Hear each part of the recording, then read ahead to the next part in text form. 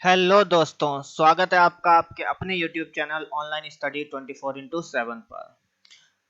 दोस्तों, ये इन सेंटर का सेकंड पार्ट है। इसमें हम लोग इन सेंटर के सेकंड पार्ट में और प्रॉपर्टीज के बारे में जानेंगे कि इन सेंटर की और कौन कौन सी प्रॉपर्टीज होती हैं। अगर आपने इन सेंटर का पहला पार्ट नहीं देखा है तो उसको जरूर से जरूर देखिए, क्योंकि सारे पार्ट आपस में इंटरलिंक है, तो आपको वो ज़्यादा अच्छे से समझ में आएगा। और जैसा कि आप जानते हैं, हम अपने चैनल पे हर चीज़ का प्रूफ जानते हैं, मतलब कि अगर हमारे क्वेश्चंस किसी भी लेवल के आए हम कर पाए, तो इसलिए हर चीज़ का प्रूफ जानते हैं। वैसा ही हम लोग अपने चैनल को आगे बढ़ा रहे हैं। और अगर आपको हमारी वीडियो पसंद आए तो चैनल को सब्सक्राइब जरूर करिएगा और वीडियो को अंत तक जरूर देखिएगा। ठीक है, चलिए शुरू करते हैं। अब देखिए, हम लोग बात कर रहे हैं इन सेंटर की, तो हमारा जो टॉपिक है वो है इन सेंटर। ठीक है, अंतः व्रत। अंतःव्रत का मतलब त्रिभुज के अंदर एक ऐसा व्रत बना हो जो त्रिभुज के तीनों भुजाओं को छूता हुआ जाए, टच करता हुआ जाए, उसे इन सेंटर बोलते हैं। जैसे कि ये आई है, ये आई इन सेंटर है। अब आप ये देख रहे हैं, ये एक ग्रीन कलर से मैंने लाइन बनाई, ये इस पॉइंट पे टच कर रहा है। एक लाइन मैंने ये बनाई, इस पॉइंट पे टच कर रहा है, एक इस पॉइंट पे कर रहा है। ये सब क्या है? त्रिज्या है। इसको आर हमने बोला, इसे बोलते हैं अंतः त्रिज्या। क्या बोलते हैं? अंतः त्रिज्या। हाँ जी मेरे दोस्त, क्या बोलते हैं? अंतः त्रिज्या। स्मॉल आर से इसको डिनोट करते हैं। अब इस अंतः त्रिज्या का फॉर्मूला क्या होता है? Small R is equal to होता है डेल्टा अपॉन एस। सही का मेरे दोस्त, डेल्टा अपॉन एस। और डेल्टा क्या होता है? डेल्टा होता है एरिया। एरिया किसका? त्रिभुज ए बी सी का, या बड़े वाले त्रिभुज, या जो त्रिभुज है उसका एरिया। एस क्या होता है? अर्ध परिमाप या सेमी पेरीमीटर। ठीक है, अर्ध परिमाप या सेमी पेरीमीटर। क्लियर है बात? अर्ध परिमाप या सेमी पेरीमीटर।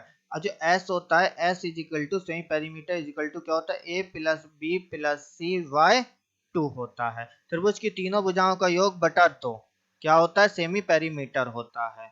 और ये डेल्टा जब भी आपको आगे मैं बनाऊंगा तो इसका मीनिंग क्या होता है? इसका मीनिंग होता है त्रिभुज का एरिया। अब दोस्तों, जैसा कि हमें पता है कि अब हम इसका जानेंगे प्रूफ, कि ऐसा क्यों होता है। सबसे बड़ी चीज है किसी चीज के पीछे का रीजन जानना। तो अब हम इसका क्या जानेंगे? प्रूफ जानेंगे कि ऐसा क्यों होता है। तो चलिए हम शुरू करते हैं अपने इसके प्रूफ को। बहुत ध्यान से मेरी बात को समझिएगा। देखिए, हमने नाम लिख लिया ए, बी और सी। और मेरे दोस्तों, ये इसकी त्रिज्या है आर। क्लियर है यहां तक बात? अब इसके सामने वाली भुजा, सी के सामने वाली भुजा सी होगी, ए के सामने वाली भुजा ए और बी के सामने वाली भुजा बी। ये तो हम पहले ही पढ़ चुके हैं। जिन्हें नहीं पता है वो हमारा त्रिभुज की प्रीवियस वीडियो को जरूर देखें। मैं आपसे कह रहा हूं त्रिभुज बी आई सी, त्रिभुज बी आई सी। अब बी आई सी कौन सा है? ये आई पॉइंट है, बी आई। अब देखो, इसमें थोड़ा सा मैं एडिटिंग कर रहा हूँ, इसको थोड़ा सा आप समझिएगा इस फिगर को, क्योंकि ये वाली एक लाइन होगी जो इससे ऐसे करके निकली होगी। क्लियर है? एक लाइन और बना रहा हूं यहां से, ये निकली होगी। ठीक है, और एक लाइन और बना रहा हूं, बहुत ध्यान से समझिएगा, ये होगी। तो हमसे जो बात कर रहा है आई पॉइंट है, तो हमसे किस ट्रायंगल की बात कर रहा है? बी आई सी की बात कर रहा है। ये वाली, ये वाला यहाँ, और ये इस ट्रायंगल की बात कर रहा है। ठीक है, ये पूरा ट्रायंगल है, इस ट्रायंगल की हमसे बात कर रहा है बी आई सी। तो बी आई सी का क्षेत्रफल, बीआईसी का क्षेत्रफल एरिया प्लस ये बीआईसी हो गया। ऐसे ही हमारे पास में एक ट्रायंगल बन रहा है। मेरी बात ध्यान से समझना, ऐसे ही हमारे पास में एक ट्रायंगल बन रहा है, अगर आप ध्यान से देखोगे ये। ठीक है, और ये बात समझ में आई? ये इसको हम क्या बोलेंगे? ए आई बी। तो त्रिभुज ए आई बी का क्षेत्रफल। क्लियर? अब इसी तरीके से एक ट्रायंगल, इसी तरीके से एक ट्रायंगल और बन रहा है। ये देख, हो गया आई तक, और ये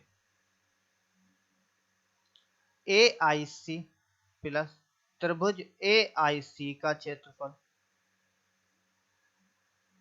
यहां तक आपके बात समझ में आई? बराबर होगा, बराबर होगा किसके? बड़े वाले त्रिभुज के, त्रिभुज ABC के क्षेत्रफल के।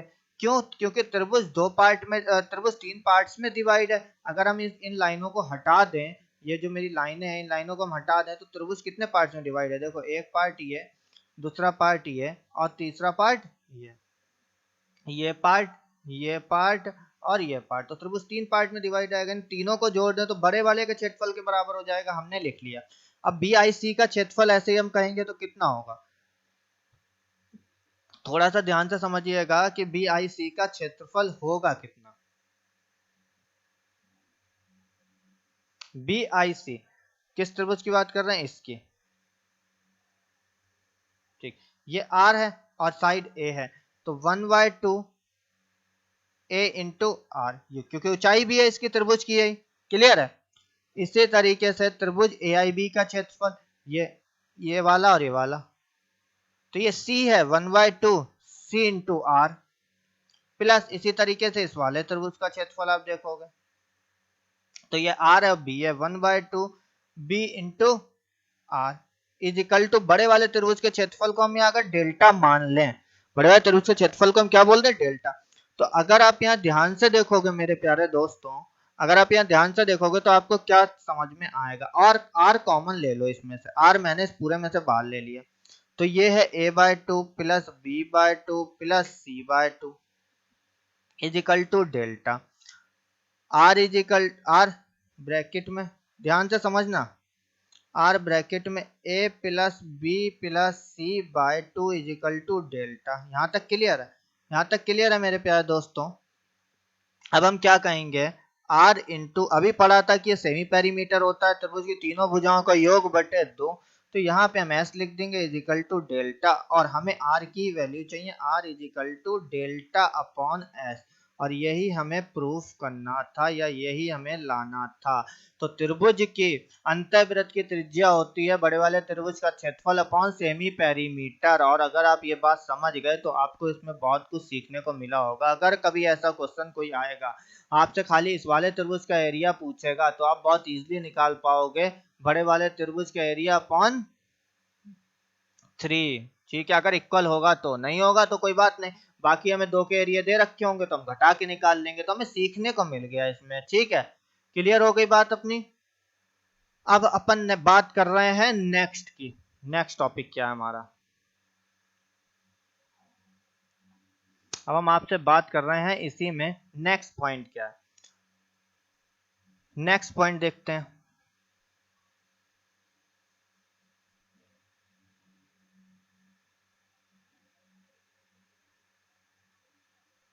अब नेक्स्ट पॉइंट देखिएगा आप।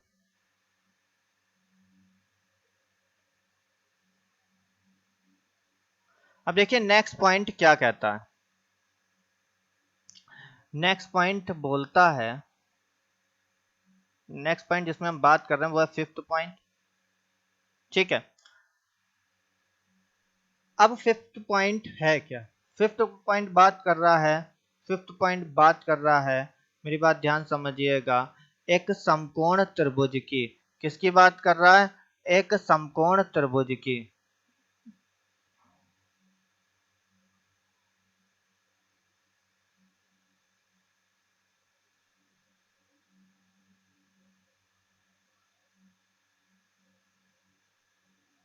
ये रहा हमारा एक समकोण त्रिभुज रहा ये।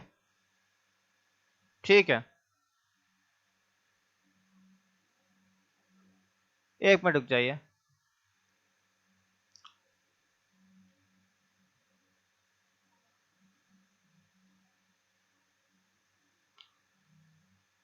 अब ये देखिए, ये हमारा एक समकोण त्रिभुज है।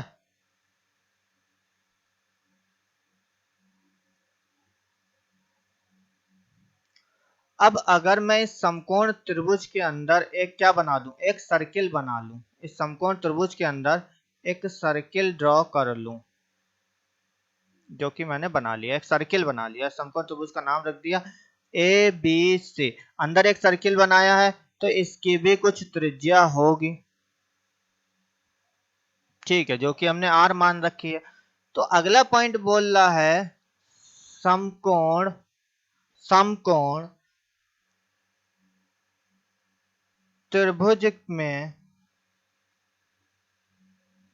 अंतःवृत्त की त्रिज्या।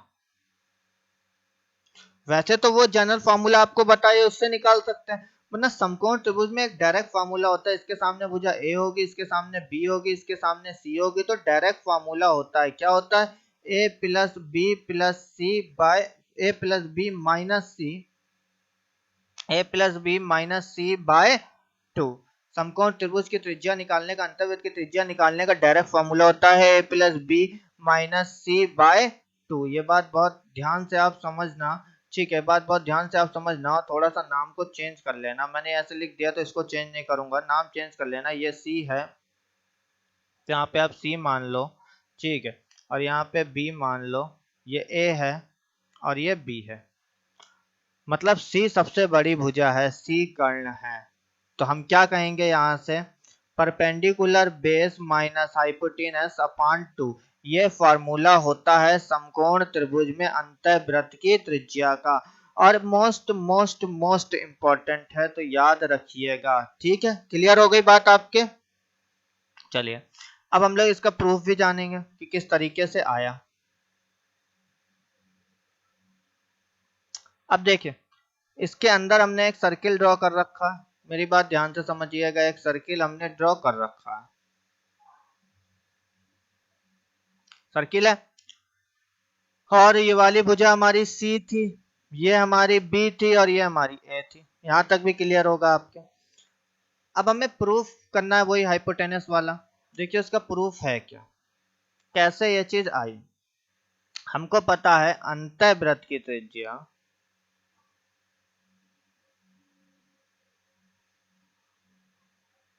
डेल्टा अपॉन एस होती है, और हम ये समकोण त्रिभुज की बेसिकली बात कर रहे हैं। ये सी है, ये ए है और ये बी है। अब देखिए R इज इक्वल टू 1/2। अब समकोण समकोण त्रिभुज का क्षेत्रफल क्या होता है? 1/2 आधार इंटू ऊंचाई, ए into B, upon A plus B plus C by 2। S की वैल्यू रख दी, ए plus B plus C by 2। Clear है यहाँ तक? चलिए अब थोड़ा सा मेरी बात ध्यान से समझिएगा, जो मैं आपको यहाँ समझाना चाह रहा हूँ। अब देखिए पाइथागोरस प्रमेय होती है क्या? ए स्क्वायर प्लस बी स्क्वायर बराबर सी स्क्वायर, कर्ण का स्क्वायर बराबर आधार स्क्वायर प्लस लंब स्क्वायर। अब अगर हम यहाँ से कहें ए प्लस बी का होल स्क्वायर बराबर होगा ए प्लस बी का होल स्क्वायर माइनस सी का स्क्वायर बराबर होगा 2ab के, होगा कि नहीं होगा ये बताओ आप हमें। अगर ऐसे नहीं समझ में आया, सपोज आपके ऐसे नहीं, मैंने डायरेक्ट लिख दिया थोड़ा सा, अगर आपके ऐसे नहीं समझ में आया, ठीक है, तो आप कैसे करोगे इसको? आप ए प्लस बी का होल स्क्वायर खोल दो बस। क्या होता है? A square plus b square plus 2ab होता है। A square plus b square की जगह पे सी स्क्वायर लिख सकते हैं, तो हम कहेंगे ए प्लस बी का whole square minus C square is equal to what? 2ab। होगा कि नहीं होगा? क्लियर है? अब इस वाले 2 से वाले 2 कट गया होगा, ये चीज होगी 2ab। अगर हम यहाँ से ab की वैल्यू निकालें, ठीक है, तो ab की वैल्यू हमारी कितनी आएगी? ab की वैल्यू आ जाएगी a प्लस बी का होल स्क्वायर माइनस सी का स्क्वायर अपॉन 2। अब इस वैल्यू को, ये जो वैल्यू आई है, इस वैल्यू को हम उठा के अपने इस वाले उसमें पुट कर लेंगे। ये जो वैल्यू आई है, इस वैल्यू को उठा के अपने इस वाले उसमें पुट कर लेंगे, ठीक है। अब ये हमारी ए बी की वैल्यू आई, उठा के यहाँ रखो।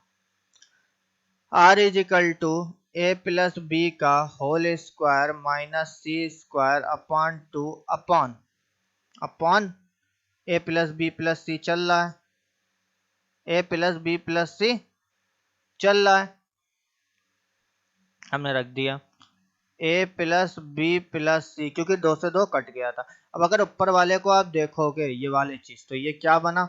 इस वाले अगर एक्सप्रेशन को मैं सॉल्व करता हूँ इस वाले को, तो ये फार्मूला बन गया। अगर इस पूरे को मैं ए मान लूँ या एक्स मान लूँ और ये बाई है, तो X square minus Y square X plus Y और एक्स माइनस वाई, तो अपन कहेंगे A plus B plus C और A plus B minus C बटा 2 इंटू ये इधर चला जाएगा, ठीक है, A plus B B plus C. यहां तक आपके बात समझ आती है। अब अगर आप मेरे प्यारे दोस्तों ध्यान से देखोगे, ये से ये कट गया और कितना मिला, a plus B minus c by 2 r की वैल्यू, ये हमें अपने आर की वैल्यू मिल गई और यही प्रूफ करना था।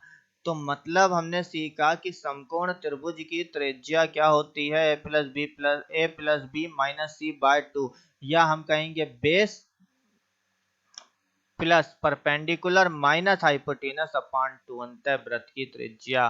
किसमें? समकोण त्रिभुज में। बड़ी वाली भुजा सी बड़ी भुजा है, हाइपोटेनस है, कर्ण है। क्लियर होती है बात आपके?